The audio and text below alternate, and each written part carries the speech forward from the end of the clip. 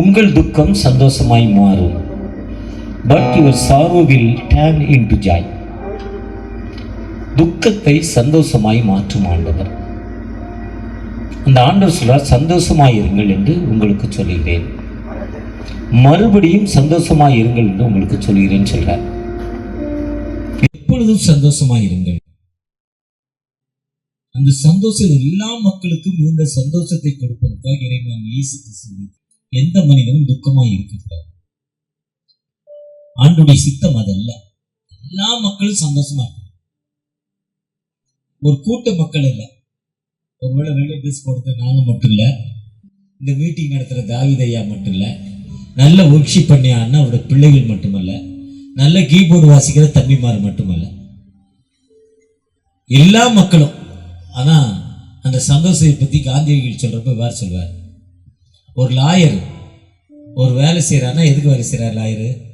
துட்டு வருன்னு. ஒரு ஹியரிங், ஒரு வழக்குக்கு ஒரு லாயர் இருக்காரு. அவர் போய் அப்படி கோர்ட்ல காலை வச்சுட்டாருன்னா 4 லட்சம் ரூபா ஒரு ஃபீஸ். இன்னொரு லாயர் இருக்கார், 1 கோடி ரூபா. இப்போ பார்பர் ஷாப் விசேஷமா வந்திருக்கு, சிஸ்டர்ஸ். நிறைய பேர் வெரைட்டியா டீ கடை பேர் மாதிரி, பெஞ்சி டீ அப்படி டீ, நிறைய டீ கடை பேர் வந்திருக்க மாதிரி பார்பர் ஷாப்பும் வித்தியாசமா பேர் வந்திருக்கு. பார்பர் ஷாப்போடைய வேலை என்ன? சிறைக்கிற வேலை. முன்னால சொல்லுவோம், சிறைக்கிற வேலைடா செய்யற, அதை ஒழுங்கா செய்யலாமா? அந்த எம்ஆர் ராதா சொல்றப்போ, டேய் என்னடா இங்க மரத்தடியில் கூட போய் உட்காந்துங்களாடா தம்பிங்கிறார் அவர் எம்ஆர் ராதாவை. நீ எங்க சிறைக்கிறதும் மரத்தடியில் கூட போனதுக்கு எதுக்குடா கடை? கையில் ஒரு கண்ணாடி, ஒரு கல், உட்கார்றதுக்கு ஒரு கல், அதில் உட்காந்துக்கணும். நான் ஒரு கண்ணாடி கொடுத்தா சிறைச்சிட போறேன். ஆனா அது எதுக்கு? காசுக்கு தான், பணம் தானே. வக்கீல் செய்யற வேலையே எதுக்கு? துட்டுக்கு. இந்த வேலையே எதுக்கு? காசுக்கு தான். நோ டிஃபரெண்ட், எல்லாம் வேலை தானே காந்தியடிகள் சொல்றாரு. அப்ப சந்தோஷம் என்பது எல்லா மக்களுக்கும் உரித்தாக வேண்டும். கிறிஸ்துவ மக்களுக்கு மட்டுமல்ல, இயேசுவை அறியாத மக்களுக்கும் அந்த சந்தோஷம் போய் சேரணும். ஈவி அம்மையார், ஒரு அம்மையார் இங்கிலாந்துல ஒரு ஊழியர் செய்து கொண்டு வந்தாங்க. இப்போ தாவீது ஐயா இவ்வளவு லைட்லாம் வச்சு கிராமமா கடந்து போய் கிராமத்தில் இந்த வேன் வச்சு, இந்த வேன்லேயே பாருங்க எல்லா செட்டப் உள்ள இருக்கு. இதை வச்சு கிராமத்தில் எப்படியா காஸ்பல் சொல்லணும், ஒரு சந்தோஷமான வாழ்வு. இது ஒரு விதமான ஊழியம். இதே மாதிரி ஒவ்வொருவருக்கும் ஒரு ஊழியம். அந்த அம்மாவுக்கு ஜெயில் ஊழியம். ஜெயிலில் போய் ஜெயிலில் இருக்க கைதிகளை பார்த்து அவங்களுக்கு ஆண்டோடைய வார்த்தையை சொல்லுது அந்த அம்மாவுடைய வேலை. ஒரு நாள் ஜெயிலுக்கு போறாங்க. ஒரு வாலிப மகளை 10 காவல்துறை பிடிச்சுக்கிட்டு போறாங்க. அந்த மகள் சத்தம் போடுது. அவ சத்தம் போடுறப்ப சத்தம் போடாம இருக்க ஒருத்தர் காலில் அடிக்கிறாங்க, ஒருத்தர் முதுகில் அடிக்கிறாங்க, ஒருத்தர் மண்டையில் அடிக்கிறாங்க. அந்த தலையெல்லாம் பின்னப்பட்ட தலை, பனங்கொட்டை தலை மாதிரி. பனம்பழத்தை அவிச்சு சாப்பிட்டீங்கன்னா அதை சாப்பிட்டா அந்த தனித்தனியா தொங்கும் அந்த நார். அதே மாதிரி அந்த அம்மா தலை தொங்குது, அடிச்சு. முகங்களில் இருந்து ரத்தம் வடிந்து கொண்டிருக்கு. கை கால்கள் எல்லாம் பழுதுபட்டிருக்கு. அதை ஜெயில் சங்கிலி போட்டு கட்டியிருக்காங்க. ஒரு வாலி மகள் கோபத்துல என்ன செய்யறது தெரியல, அப்படியும் சத்தம் போடுது. வெறித்தனமா அவங்கள பார்க்குது, அவங்க அடிக்கிறாங்க. ஒரு மரண ஓலம் அது. அப்படி வெறித்தனமா அந்த அம்மாவா அடிச்சு கூட்டிக்கிட்டு போறப்போ அந்த ஈவித்தமையார் தூரமா நிக்குது. எதிர்பார்க்காம ஓடி வந்து கூட இருக்க அந்த காவல்துறை கூட எதிர்பார்க்கல, ஓடி வந்து அந்த பிள்ளைய பிடிச்சி கிஸ் பண்ணி ஐ லவ் யூ சொல்லு. ஒரு செகண்ட், ஐ லவ் யூ, நான் உன்னை நேசிக்கிறேன். ஒரு பெண் வந்து ஒரு பெண்ணை கட்டி பிடித்து, அது மரண ஓலம், ஜெயில இருக்கு, சொல்லிட்டு அந்த அம்மா போயிடுது. என்னை நேசிக்க ஒரு பிள்ளையா, என்னை நேசிக்க ஒரு மக்களா ஐ லவ் யூ சொல்றாங்களே, அது யார் சொன்னதுன்னு தெரியல. அந்த ஜெயிலில் இருக்க அந்த மகளை கொண்டு போய் ஜெயில் ரூம்ல விடுறாங்க. அந்த பெண் ஹூ ஆர் யூ, யார் அது, என்னை லவ் யூன்னு சொன்னது யார், என்னை நேசிக்க இந்த சமூகத்தில் ஒரு பெண்ணா, யார் அது ஐ லவ் யூ சொல்றது. அதுக்குள்ள திரும்ப திரும்ப அந்த கேள்வி ஓடிக்கிட்டே இருக்கு. அவனுடைய கேரக்டர், அவனுடைய செயல்பாடுகள் எல்லாம் மாறிடுச்சு. அந்த கோபம், வெறி, சுவிட்ச் போர்டு அடிக்கிறது, உடைக்கிறது, கதவை அடிக்கிறது எல்லாம் மாறிட்டு அந்த பெண் ஐ லவ் யூ சொன்னது யார், யார் அந்த பெண் என்னை சொன்னதுன்னு திரும்ப திரும்ப கேட்டுக்கொண்டே இருக்கு. ஜெயிலர்ஸ்க்கு, வார்டன்ஸ்க்கு வித்தியாசமா தோணுது. அந்த அம்மா அந்த கிஸ் பண்ணி போச்சு. ஆனா இந்த பெண் எப்பவுமே கோவம், சாப்பாடை தூக்கி எரிஞ்சிருமா, மூஞ்சில போனவங்க பிடிச்சு அடிச்சிருமா. அந்த செயல்பாடு எல்லாம் மாறி யார் அது, ஹூ ஆர் யூ. அந்த அம்மா அடுத்த வாரம் அம்னிஸ்டிக்கு வருது, ஜெயிலரை பார்க்குது. இதே மாதிரி ஒரு பெண் நான் சந்திச்சேன், அதுக்கு என்ன நடந்ததுன்னு கேட்குது. ஜெயிலர் சொல்ற வாங்கம்மான்னு கூட்டிக் கொண்டே காட்டுறேன். கூட்டிக் கொண்டே காட்டினோன்னே இந்த அம்மாவை பார்த்தோன்னா அதுக்கு அப்படியே ஒரு ஷேக், உடம்பு மாறுது. இந்த அம்மா அந்த மகளோடு உட்கார்ந்து பேசுது, கவுன்சிலிங் உட்கார்ந்து பேசுது. கிறிஸ்துவின் அன்பை சொல்லுது. கிறிஸ்துவனை நேசிக்கிறார், கிறிஸ்துவனை நேசிக்கிறார், கிறிஸ்துவனை நேசிக்கிறார். எந்த மனிதனை அவர் நேசிக்கிற தடம். அவர் இந்த உலகத்திற்கு வந்த நோக்கமே எல்லா மக்களுக்கும் சந்தோஷத்தை கொடுப்பதற்காக. உன்னத பாட்டு 8:6 சொல்றாரு, அந்த நேசம் மரணத்தை விட கொடிதானதா. நீர் என்னை முது இருதயத்தின் முத்திரையைப் போலவும் முது புறத்தின் முத்திரையைப் போலவும் வைத்துக் கொள்ளும். நேசம் மரணத்தை போல் வலிமையானது. நேசம் என்பது அன்பு, லவ். எந்த மனிதன் ஒரு மனிதனை நேசிக்கிறானோ அந்த மனிதனுக்கு ஆண்டவர் வாழ்வு கொடுக்கும் ஆண்டவர். அந்த மனிதனுக்கு வாழ்வு கொடுப்பதற்காக இயேசு கிறிஸ்து உலகத்திற்கு வந்தார். இயேசு உலகத்திற்கு வந்த நோக்கம் பாவிகளை ரட்சிக்க கிறிஸ்து இயேசு உலகத்திற்கு வந்தார். இன்னைக்கு ஒரு சர்ச்சுக்கு போயிருந்தேன். அந்த சர்ச்சில் அந்த பாஸ்டர் தவறு பண்ணிட்டாரு. ஜெயிலுக்கு போயிட்டேன். ஜெயிலுக்கு போய் கோர்ட்டில் போய் கேஸ் ஒன்றும் இல்லைன்னு வாங்கிட்டாரு. வாங்கிட்டு திரும்பவும் தான் பணி செய்யும் இடத்துக்கு வர்றப்ப அந்த மக்கள் நீ தவறு செஞ்சுட்ட, நீ ஜெயிலுக்கு போயிட்ட, நீ ஊழியக்காரா இருக்கிறதுக்கு லாய்க்கில் அந்த மக்கள் அனுப்பிட்டாங்க. இது உலகம். ஆனா ஆண்டவர் பாவிகளை ரட்சிக்க கிறிஸ்து இயேசு உலகத்திற்கு வந்தாருங்கிற வார்த்தை உண்மையும் எல்லா அங்கீகரிப்புக்கும் பாத்திரமானது. அங்கீகரிப்புனா ஏற்றுக்கொள்வது. எந்த மனிதன் அவரை நோக்கி திரும்பி பார்க்கிறானோ அந்த மனிதனுக்கு விடுதலை கொடுக்கும் ஆண்டவர். அதான் சொல்றார், உங்கள் துக்கம் சந்தோஷமாய் மாறும். எந்த மனிதன் இயேசுவை நோக்கி பார்க்கிறானோ அந்த மனிதனுடைய துக்கம் சந்தோஷமாய் மாறும். But your sorrow will turn to joy. உங்கள் துக்கம் சந்தோஷமாய் மாறும். நம் வாழ்க்கை சந்தோஷமாய் மாற்றுவதற்கு ஆண்டவர் ஆயத்தமுள்ளவராய் இருக்கிறார். எந்த மனிதன் தன்னை நினைத்து ஆண்டவரை நோக்கி பார்க்கிறானோ அந்த மனிதனுக்கு ஆண்டவர் வாழ்வு கொடுக்கிறார். மத்தேயு 8ஆம் அதிகாரத்தை வாசித்தீங்கன்னா குஷ்டரோகிகள் 10 பேர். இயேசு கிறிஸ்துவின் மலை பிரசங்கம் வலிமையானது, வல்லமை உள்ளது, விடுதலை கொடுப்பது. மத்தேயு 5, 6, 7.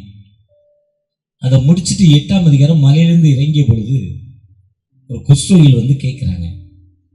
லேவியராகமம் 13ஆம் அதிகாரத்தில் பார்த்தீங்கன்னா குஷ்டரோகம் வந்துட்டா முகத்தை மூடிக்கிட்டு தீட்டு தீட்டு தீட்டுன்னு சத்தம் பண்ணும்.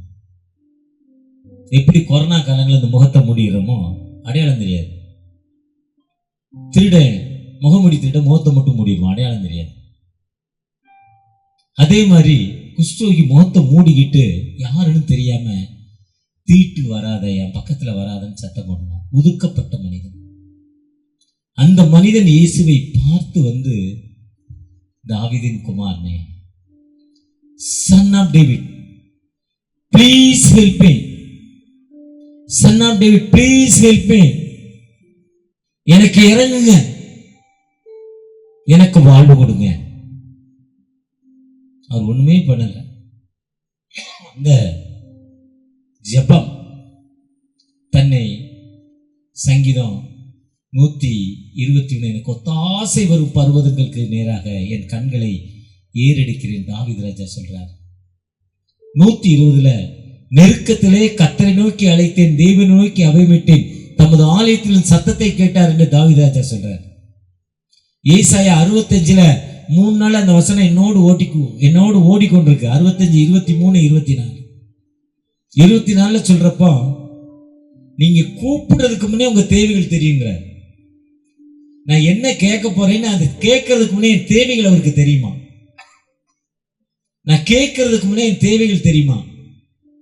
ரொம்ப ஒரு சிறப்பான வார்த்தை எனக்கு தோணுச்சு. ஏன்னா அந்த ஆண்டவர் நம்மை உருவாக்கின ஆண்டவர். அந்த குமாரன் அவர் நல்ல மலை பிரசங்கம் பண்ணிட்டு வர்றீங்க, மன்னிக்கிறத சொல்றீங்க, உலகத்துக்கு உப்புன்னு சொல்றீங்க, உலகத்துக்கு லைட்டுன்னு சொல்றீங்க, இப்படிலாம் நீங்க சொல்ற. நீங்க உன்னை நீ நேசி, உன்னை நீ சிந்தனை பண்ணுன்னு சொல்றீங்க. இப்ப நான் சிந்தனை பண்ணி எனக்கு வர்றேன், எனக்கு வாழ்வு கொடுங்க சொல்ல. ஒண்ணுமே பண்ணல. நீ போய் ஆசாரியனை காட்டு பாடினார். You shall go, you see the prophet ஹாஸ்பிட்டல்ங்கிறார். நீ போய் ஆசாரியனை பாரு, தீர்க்க தரிசியை பாருங்க. போறப்ப அவனுடைய வஸ்திரம், அவனுடைய உடல் ஒரு மென்மையான உடலாய் மாறிடுச்சு.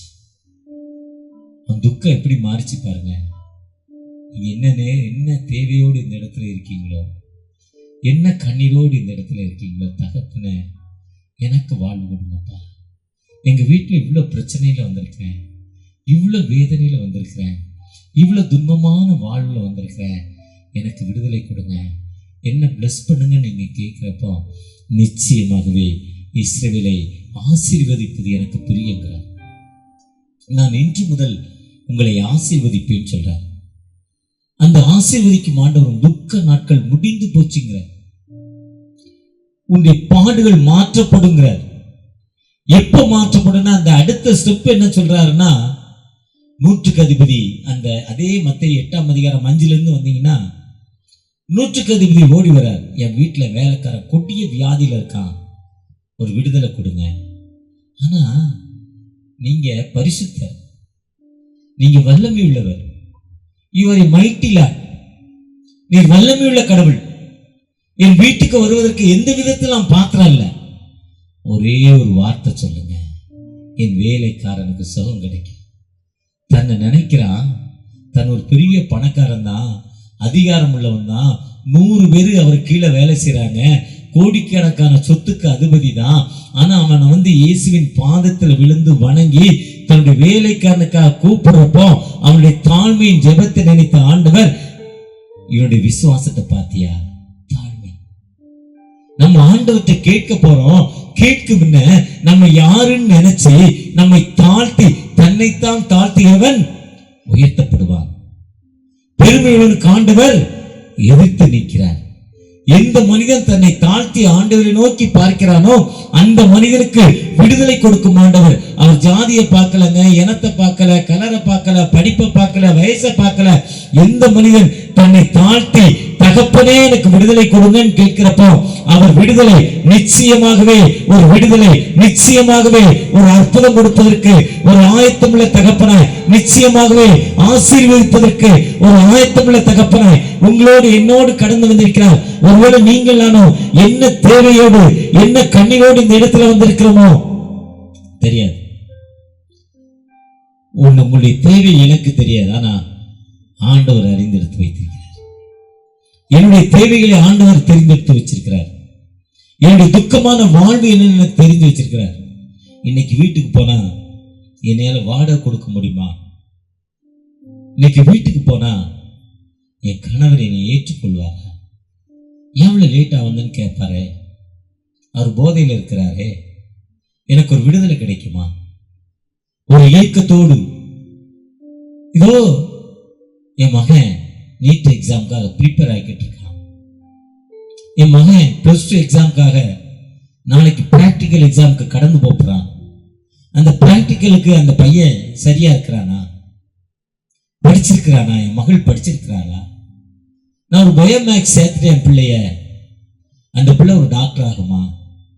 என்னுடைய தேவை என் மகள் ஒரு டாக்டர் ஆகணும், ஒரு இன்ஜினியர் ஆகணும், இல்லை ஒரு தீர்க்கதரிசி ஆகணும், இல்லை ஒரு ஐஏஎஸ் ஐபிஎஸ் ஆகணும். எப்படிப்பட்ட தேவையா இருந்தாலும் உங்கள் துக்கத்தை சந்தோஷமாய் மாற்றுவதற்கு ஒரு ஆயத்தமுள்ள தகப்பனாய் காணப்படுகிறார். நம்முடைய தேவையை சந்தித்து நமக்கு விடுதலை கொடுப்பதற்கு ஒரு ஆயத்தமுள்ள தகப்பனாய் காணப்படுகிறார். எந்த மனிதன் நேர்த்தியாக ஆண்டவரை நோக்கி பார்க்கிறானோ, தன்னை நினைத்து பார்க்கிறானோ, தன்னை நினைத்து ஆண்டவரை நோக்கி பார்க்கிறானோ, அந்த மனிதனுக்கு விடுதலை கொடுப்பதற்கு ஒரு ஆயத்தமுள்ள தகப்பனாய் காணப்படுகிறார். நிச்சயமாக நமது துக்கத்தை மாற்றி ஒரு விடுதலை கொடுப்பதற்கு ஒரு ஆயத்தமுள்ள தகப்பனாய் காணப்படுகிறார். நிச்சயமாகவே ஒரு விடுதலை நமக்கு கொடுக்க போகிறதுக்கு ஒரு ஆயத்தமுள்ள தகப்பனாய் காணப்படுகிறார். அவர் நோக்கி, தகப்பனே எனக்கு ஒரு வாழ்வு கொடுங்கப்பா, என்ன பிளஸ் பண்ணுங்கப்பா, என்னை தாழ்த்தி உடைய பாதத்தில் வருகிறேன் தகப்பனே, ஒன்றுமே இல்லைப்பா, ஒரு விஷயம் கூட எனக்கு மனமிறங்கன்னு கேட்கிறப்பா, அந்த எசேக்கியா ராஜா கண்ணீரோடு அழுகிற ஏசாயா தீர்க்கன் வந்து சொல்றார், நீ இப்ப செத்து போற, உன் காரியம் நீ சரி பண்ணுன்னு சொல்றார். சொல்லி முடிக்கவும் படுத்திருந்த கட்டில சுவர்புறமா திரும்பி சுற்றி பார்த்து அழுகிறார், தகப்பனே எனக்கு வாழ்வு கொடுங்க. அவர் கேட்ட அடுத்த நிமிஷம், அவர் 3 நாள் பாஸ்டிங் இல்லை, ஒருவேளை பாஸ்டிங் இல்லை, 40 நாள் பாஸ்டிங் இல்லை, எப்ப கேட்டாரோ கேட்ட அடுத்த நிமிஷம் ஏசாயா தீர்க்கன் போய் சொல்றாரு, உனக்கு 15 வருஷத்தை ஆண்டவர் எக்ஸ்டெண்ட் பண்ணியிருக்கிறாரு, உன் சூரிய கடிகாரம் திரும்பிடுச்சுங்கிறார், ரிவர்ஸ்ல வந்துச்சுங்கிறார். உலகத்துல வானசாஸ்திரிகள் ஆராய்ச்சி பண்ணாங்களாம், சன்லைட்டை உலகம் ஆரம்பித்ததுல இருந்து இந்த டேட் வரையும் இத்தனை மணி நேரம் சன்லைட் இருந்திருக்கணும், அதுல 38 மணி நேரம் ஷார்ட் வருது.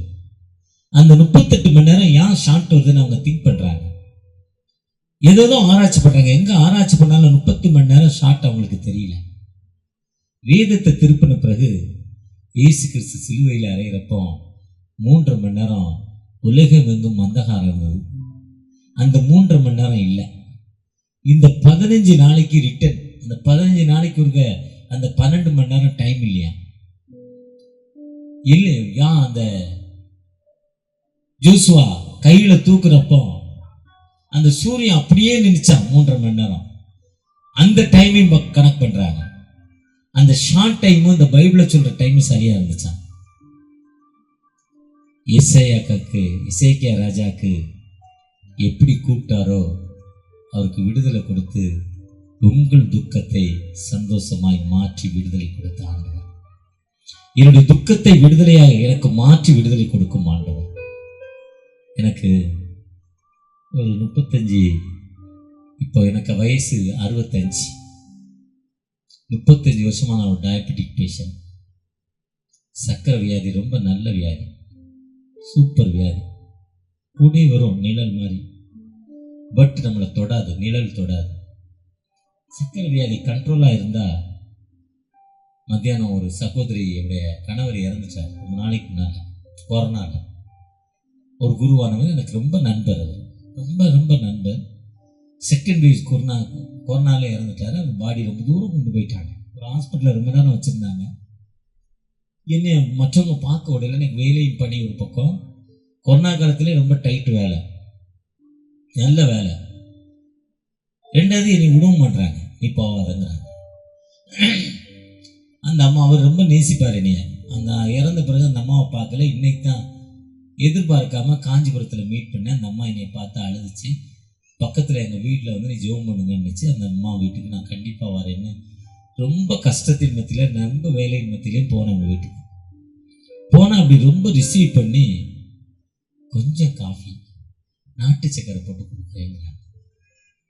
எனக்கு தான் தெரியும் நாட்டு சக்கரை என்ன பண்ணணும்னு, அவங்களுக்கு தெரியாது. கொடுத்துட்டாங்க. ரொம்ப டேஸ்ட், பயங்கரமான டேஸ்ட். அதாவது காஞ்ச மாடு கம்பல விழுந்த மாதிரி, சர்க்கரையே போடாம தொடாம ஸ்வீட்டே சாப்பிடாதவனுக்கு பாருங்க, அனுபவத்தில் சிரிக்கிறாரு பாருங்க, சூப்பராக எங்க ஆளு. கொஞ்சம் சக்கரை போட்டு கொடுத்த உடனே அந்த நாக்கு வந்து சுவை அப்படி தக்க தக்க தக்க தக்கன்னு இருக்கு. நான் நினைச்சு குடிக்கிறேன், இது என்னெல்லாம் பண்ணும், என்னெல்லாம் கஷ்டம் பண்ணும். இருந்தாலும் இந்த டம்ளரை கீழே வைக்க மனசு இல்லை.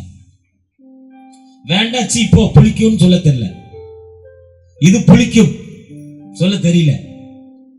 இதுதான் மனுஷன், இதுதான் சுகர் வியாதி. சுகர் வியாதி. முந்தா நாள் ஒரு கல்யாணத்துக்கு போனேன், ஒரு ஃபங்க்ஷன் திருவள்ளூர்ல. சூப்பர் சாப்பாடு, பாயாசம் கொடுக்குறாங்க. ரொம்ப அந்த கலர், சைஸு, கலர், அந்த திக்கு, அதெல்லாம் பார்க்குறப்ப எவ்வளோ டேஸ்ட் இருக்குன்னு எனக்கு தெரியும். அப்படி எடுத்து வாயில் வைக்கிறப்ப என் ஒய்ஃப் டக்குன்னு பிடிக்க அவங்க குடிச்சிட்டாங்க. கூட நிற்கிறவர் நினைக்கிறாரு, அம்மாவுக்கு ரொம்ப பிடிக்கும் பொழுக்கு, அதனால் ஐயாட்ட வாங்கி குடிச்சிட்டான்னு எனக்கு 2 கப் எடுத்துகிட்டு வர்றாரு. யோ போயா, குடிக்க கூடாதான் வாங்கி குடிச்சிருக்க, இங்கே வந்து பக்கத்தில் போயா. ஒரு அன்பா நம்ம திட்டாங்க. நான் குடிக்க கூடாதுன்னா 100 வருஷம் உயிரோடு இருக்குன்னு நான் வாங்கிட்டேன், நீ திருப்ப கொண்டாந்து கொடுக்குறேன். ஐயா இல்லைம்மா, ஐயாக்கு உங்களுக்குமா. இதுதான் சுகர் வியாதி. இதை கண்ட்ரோல் பண்ணால் அந்த சுகர் ஒன்றுமே பண்ணாது. ஆனால் கண்ட்ரோல் இல்லாமல் சுகர் ஹைஃபை ஆகி அது வெற்றி விழா கொண்டாடும். அது இவற்றை கேட்டால் அழகாக சொல்லுவார், என்னென்ன வெற்றி விழா கொண்டாடும் அவருக்கு தான் தெரியும். எனக்கு கண்ணு செக் பண்ண போனேன்.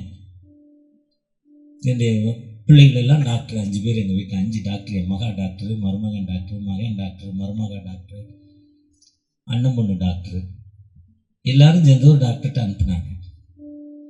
அவர்கிட்ட போனால் அந்த டாக்டர் லேடி கண்ணை செக் பண்ணிட்டு, கார் வாங்க போனால் மாறி 800, டாப் எண்ட் மாடல் 7 லட்ச ரூபா, கடைசி மாடல் 3 லட்ச ரூபா. அதே இன்ஜின் தான், அதே பேனட் தான், அதே 4 டயர் தான். அதுக்குள்ள ஏசி இப்படி இருக்கும், இந்த சுவிட்ச் இப்படி இருக்கும், இப்படி இருக்கும். இதுக்கெல்லாம் டாப் எண்ட் மாடல் கொஞ்சம் வித்தியாசமா இருக்கும். இப்போ நான் சாதாரண வெள்ளை சட்டை போட்டிருக்கேன், இவர் கொஞ்சம் கோட்டு சூட்டு போட்டிருக்காரு. அவங்க அண்ணன் பேண்ட் சட்டை போட்டிருக்கான், அவங்க அப்பா மஞ்சள் கலர் சட்டை போட்டிருக்காரு. இது எண்டுக்கு தகுந்த மாதிரி ரேட்டு. இதே மாதிரி அவன் சொல்றான், எதுக்கு? கண்ணுக்கு லென்ஸ் வைக்கிறதுக்கு. இதுவே ஃப்ராடுன்னு நினச்சிக்கிட்டேன் நான். ஒரு லென்ஸு 20,000 ரூபாயா, 1 லட்சம் ரூபாய் ஆகும். அந்த லென்ஸ் இப்படி இருக்கும், இப்படி கண்ணுக்குள்ள வைக்கிறது எவையா பார்க்க போறான்? 20,000 ரூபாய் லென்ஸ்னா வேலை செய்தா? இது கொஞ்சம் சரியில்லைன்னு நான் என் மனசுல நினைச்சுக்கிட்டு இன்னொரு டாக்டர்கிட்ட போனேன். இன்னொரு நண்பர் மூலம் இன்னொரு டாக்டர். எதுக்கு நண்பர்னா, லைன்ல நிக்காம போறதுக்கு தான் நண்பர். சீக்கிரம் முடிக்கணும் 2 மணி நேரத்துல. அவங்க எல்லா டெஸ்டும் இவங்கள மாதிரி எல்லா டெஸ்டும் எடுத்தாங்க. பெரிய ஹாஸ்பிட்டல் அது. எல்லா டெஸ்டும் எடுத்துட்டு அந்த டாக்டர் ரொம்ப அழகா, நம்ம தாவிதையா மாதிரி அழகா இருந்தார். ரொம்ப அழகா இருந்தார் அந்த டாக்டர். ரொம்ப ஐஃபை அழகு. ஒரு light colour pant, white shirt. ரொம்ப பேண்டோட விலை 4000 ரூபா. அவருக்கு பேண்ட் போட்டுருக்க ஷர்ட்டோடைய ரேட் 4000 ரூபா இருக்கும். அப்படி நின்றுக்கிட்டே இருக்கிறாரு, வெள்ளைக்கார மாதிரி ரொம்ப அழகா இருக்கிறாரு. அவர் ரிப்போர்ட் எல்லாம் பார்த்தாரு, நீ மேலேருந்து கீழே வரையும் பார்த்தாரு. ஒரு சீட் எடுத்தார், வேகமாக எழுதினாரு. இது ஒரு மாத்திரை கொடுத்துருக்கேன், சத்து மாத்திரை, 1 மாதம் 6 மாதம் சாப்பிடுங்க பார்க்கலான்ட்டார். 6 மாதம் சாப்பிட்டு இருக்கணும், செத்து போறணும், அதுக்கப்புறம் நீ என்னத்தை பார்க்க போற? அதுக்கு தான் அந்த மாத்திரை. நான் நினச்சிக்கிட்டேன். என் ஒய்ஃபு வேகமாக போய் மாத்திரை வாங்கிட்டாங்க. 6 மாதத்துக்கு ஒரு மாத்திரை வேகமாக வாங்கிட்டாங்க. ஆனால் அது விடுதலை கொடுக்காது. அதுக்கப்புறம் என்னுடைய டாக்டர், ரெகுலராக பார்க்குற டாக்டர்கிட்ட நான் போனேன். அவர் செக் பண்ணிவிட்டு, அண்ணாச்சி உங்களுக்கு ரெட்டினா பாதிச்சிருக்கேன்னாச்சு. ரெட்டினா என்பது முடியோட அளவு. இது கண்ணுடைய உட்பகுதியில் இருக்குது. அதை ரிப்பேர் பண்ண முடியாது, அதை மாற்ற முடியாது. மூளையும் பிளட்டும் உடம்புல எப்படி வேலை செய்யுது, அதேமாதிரி ரெட்டினா கண்ணுக்கு முக்கியமானது. அதை தொட முடியாது, தொட்டால் டேமேஜ் ஆகிடும். ரொம்ப சின்னது, முடியோட அளவு உள்ளது. அது உங்களுக்கு சுகர் 35 வருஷம் இருக்கிறதால, சுகர் சற்று நீங்கள் கண்டிஷன் இல்லாமல் வச்சிருக்கிறதால அந்த டேமேஜ் 90 விழுக்காடு டேமேஜ் ஆகிருக்கு. 10 விழுக்காடு தான் இருக்குது. ஆனால் உங்கள் பார்வை வந்து 60-70 விழுக்காடு உங்களுக்கு இருக்குது. கடவுளுடைய பெரிய கிருபை, கண்டவுள் உங்களோடு இருக்கிறான்னு சொல்லி அனுப்பிட்டாங்க. பொதுவாக கர்த்தரை நம்புகிறவன் செழிப்பான், கர்த்தரை நம்புகிறவன் உயர்ந்த அடக்கத்தில் வைக்கப்படுவான். அப்போ என் மனைவி சொல்கிறாங்க, இவர் சுகர் சாப்பிட்றாரு, சாப்பிட வேண்டாம்னு சொல்லுங்க. அவர் சொல்கிறார், அவருக்கு ஒன்றும் பண்ணாது போமாங்க. ஒருவேளை நம்முடைய துக்கத்தை மாற்றி விடுதலை கொடுக்க ஆயத்தமுள்ள தகப்பனாய் காணப்படுகிறார். அந்த ஆண்டவர் இன்று உங்களுடைய துக்கத்தை மாற்றப் போறார். உங்களுக்கு ஒரு விடுதலை கொடுக்க போகிறார். 3 நாட்கள் அந்த கூட்டங்கள் நடந்து கொண்டிருக்கு. இது பணம் சம்பாதிப்பதற்கு அல்ல, ஆண்டோடைய ரட்சிப்பை அறிவிப்பதற்காக. ரட்சிப்பு கர்த்தருடையது. அந்த ரட்சிப்பு நமக்கு விடுதலை கிடைப்பதற்காக. அந்த ரட்சிப்பு, தகப்பனே எனக்கு விடுதலை கொடுங்க, என்னை ஆசீர்வதிங்க என்று அவரை நோக்கி பார்க்கிறப்போ நிச்சயமாகவே ஒரு விடுதலை கொடுக்கும் ஆண்டவர். நிச்சயமான இன்னைக்கு நமக்கு ஒரு விடுதலை கொடுக்க போகிறார். யோர்தான் நதி போன்ற சோதனைகளும் சொந்தமின்றி மாளாதே. யோர்தான் நதி போன்ற சோதனைகள் சொந்தமின்றி மாளாதே. ஆத்தின் ஜெயத்தோணியோடு பாதுகாத்த என்றும் பாடுவே. ஆற்றின் ஜெயத்தோணியோடு பாதுகாத்த என்றும் பாடுவே. இயேசு என்னும் நாமமே, நாமமே என் ஆத்துமாவின் ஜீவனே, ஜீவனே என்னே சரே சுவை நான் என்றும் ஏற்றி மகிழ்ந்திடுவே. ஒரு விசை கூட உங்கள் துக்கம் சந்தோஷமாய் மாறும் என்று சொன்னீங்கப்பா. அந்த இஸ்திரியானவள் பிரசவ காலத்துல அவளுடைய வேதனையை சொல்லி, ஆனால் அந்த பிரசவம் குழந்தை பெற்றெடுத்து உனக்கு ஒரு மகனோ மகளோ பிறந்திருக்கிறான்னு சொல்றப்பா, தானும் ஒரு தாயாய் விட்டங்கிறப்ப அந்த 270 நாட்கள் துக்கம் மாற்றப்படுதுப்பா. அதே மாதிரி எங்களுடைய துக்கங்களை நீங்க மாற்றி கொடுக்க ஆயத்தமுள்ள தகப்பனாயிருக்கீங்க. என்ன நோக்கத்தோடு 3 நாட்கள் இந்த கூட்டத்தை அலுங்கு பண்ணிருக்கணும் உங்களுக்கு தெரியும்பா. வேதனையோடு ஒரு விதமான ஸ்டோன் பிரச்சனையினால கண்ணீரோடு துன்பத்தோடு இருக்கிற அந்த அன்பு மகளுக்குப்பா, ஸ்டோனுக்காக நான் வாழைத்தண்டு சாப்பிட்டேன், பப்பாளி சாப்பிட்டேன், டாக்டர்கிட்ட போனேன், என்ன போனாலும் எனக்கு அந்த ஸ்டோன் போறேன்னு ஒரு சகோதரி ஜெபித்து கொண்டிருக்காங்க. அந்த ஸ்டோன்ல இருந்து முழுமையான ஒரு விடுதலைப்பா. ஒரு சகோதரியுடைய தைராய்டு பிரச்சனைப்பா. தைராய்டுனால தூக்கம் இல்லைப்பா, மூச்சு விட முடியல, உடம்பு பருமனாகுது, இல்லை ஒல்லியாகுது. அந்த தைராய்டுனால நான் வேதனையும் துன்பங்கள்ல இருக்கிறேன், எனக்கு ஒரு விடுதலை கிடைக்காதா? ஏக்கத்தோடு ஜெபிக்கிற அந்த அன்பு மகளுக்காகப்பா ஒரு விசை கூட தகப்பன. குடும்பத்தில் என்னுடைய சகோதரர்கள் எனக்கு விரோதமாய் செய்கிற செய்வினை கட்டுகளப்பா, அதனால பிசாசின் தொல்லைகள், இரவில கெட்ட கனவு, செத்து போகணுங்கிற ஒரு எண்ணம், நான் ஏன் வாழணுங்கிற அந்த எண்ணம் என் உடம்புல இருக்குப்பா, என் மனசுல ஓடிக்கிட்டே இருக்கு பல நாட்களா.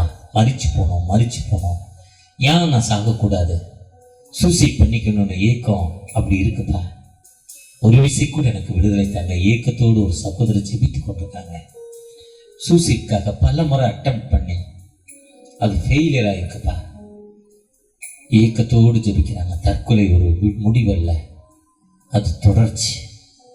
இயேசுவின் ரட்சகர் உள்ளத்துல வர்றப்போ, ரட்சகர் விடுதலை நாயகன் நம்ம உள்ளத்துல வர்றப்போ ஒரு விடுதலை. இயேசுவின் ரத்தம் ஜெயன்னு சொல்லுங்க. அந்த எண்ணம் வரப்ப இயேசுவின் ரத்தம் ஜெயன்னு சொல்லுங்க. அந்த எண்ணம் கஷ்டங்கள் வரப்ப இயேசுவின் ரத்தம் ஜெயன்னு சொல்லுங்க. அந்த ஹெட்டேக் வரப்ப இயேசுவின் ரத்தம் ஜெயன்னு சொல்லுங்க. அந்த ஸ்டமக், உங்களுக்கு ஸ்டமக்குள்ள சரியான ஒரு ரொட்டீன் ஒர்க் இல்லை, சரியான ரொட்டீன் ஒர்க் இல்லை ஸ்டமக்கில், அது சரியா ஜீரணிக்கல, லேட்டா சாப்பிட்டா ஜீரணிக்கல, அப்படிப்பட்ட கஷ்டத்துல ஒரு சகோதரர் உட்கார்ந்துருக்காங்க. அந்த சகோதரனுக்காக அந்த ஸ்டமக்ல உங்க கைகளை வைக்கிறோம், உங்களுடைய ரத்தத்தை போடுறோம், உங்களுடைய சிலுவையின் அடையாளத்தை போடுறோம். ஒரு விடுதலை கொடுங்க, ஒரு அற்புதத்தை கொடுங்க, ஒரு வல்லமை உள்ள வாழ்வை கொடுங்க.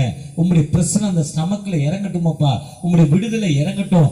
என்ன நோக்கத்தோடு 3 நாட்கள் இந்த நற்செய்தி கூட்டங்களை ஒழுங்கு பண்ணீங்களோ அந்த நோக்கங்கள், அந்த துக்கங்கள் மாற்றப்பட, அந்த சாரோ, அந்த but your sorrow will do turn to Joy, அந்த முடிவு பெற்று ஒரு ரட்சிப்பை பெற்று ஒரு விடுதலை பெற்ற மக்களா இந்த இடத்திலிருந்து கடந்து செல்ல உங்களுடைய அற்புதம், ஒரு அடையாளம் அந்த பிள்ளைகள் மேல இறங்க போற தயவுக்காக கூட நன்றி.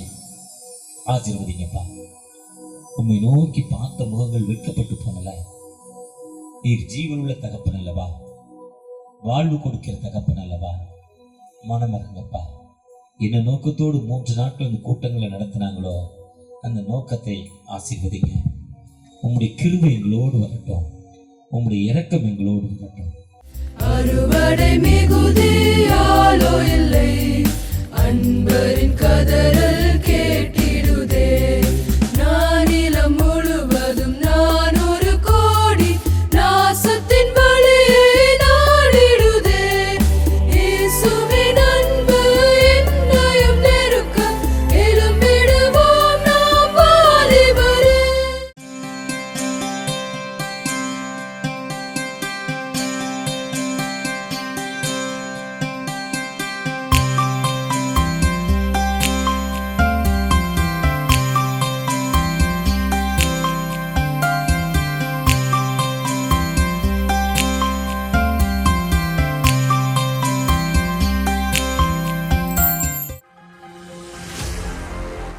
இன்றைய வேத வசனம் உபாகமம் 28 அதிகாரம் 9 நீ உன் தேவனாகிய கர்த்தரின் கட்டளைகளை கைக்கொண்டு அவர் வழிகளில் நடக்கும்போது கர்த்தர் உனக்கு ஆணையிட்டபடியே உன்னை தமக்கு பரிசுத்த ஜனமாக நிலைப்படுத்துவார்.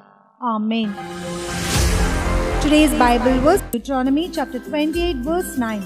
The Lord will establish you as a holy people to himself, just as he has sworn to you, if you keep the commandments of the Lord your God and walk in his ways.